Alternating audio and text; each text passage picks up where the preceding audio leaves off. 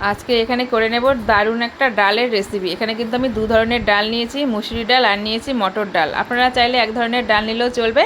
আর শিলে নিয়েছি কিছুটা মশলা, জিরা, ধনে, আদা, রসুন, আর নিয়েছি আন্দাজ মতো লঙ্কা। তো ভালো করে আমি মশলাটাকে বেটে নিয়েছি। আর এখানে মিক্সচারের মধ্যে আমি ডালটাকে একদম মিহি করে পেস্ট করে নেব। আপনারা চাইলে শিলের মধ্যেও করে নিতে পারেন।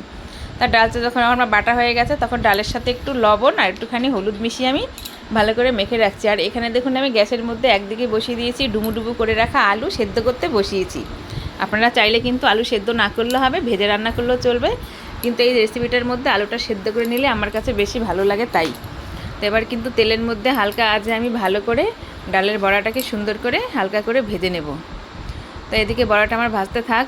যে কোনো উপস্থিতি বুদ্ধিতে আপনারা যখন তখন বাড়িতে যদি আত্মীয় স্বজন চলে আসে বা যেদিন বাড়িতে মাছ মাংস না রান্না হয়, সেদিনকে এই রেসিপিটা আপনারা অবশ্যই করে দিতে পারবেন। আর এত দারুণ এই রেসিপিটা, একবার না করলে বুঝতে পারবেন না। আমাদের বাড়িতে কিন্তু সবাই এই রেসিপিটা সত্যিই খুব ভালো লাগে আর ভালোবেসে খায়। তো একদম বড়াটা আমার ভাজা রেডি। এবার কিছুটা তেলের মধ্যে দেব গোটা জিরে, আর দিয়েছি গোটা গরম মশলা, তেজপাতার সাথে দিয়েছি খানিকটা পেঁয়াজ।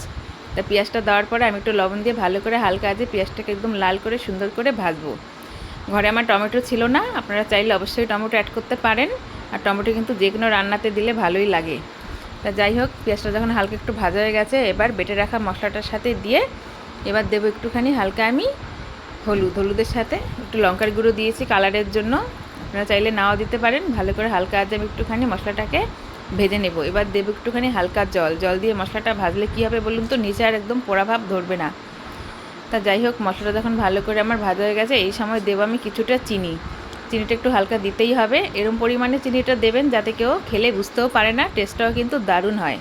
আর যে কোনো রান্নাতেই কিন্তু আমি হালকা একটু চিনি ব্যবহার করি।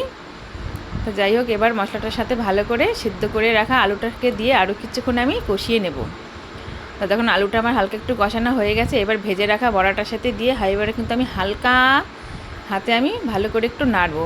যদি বেশি জোরে নাড়তে যাই হয়তো বড়াটা আমার ভেঙেই যাবে।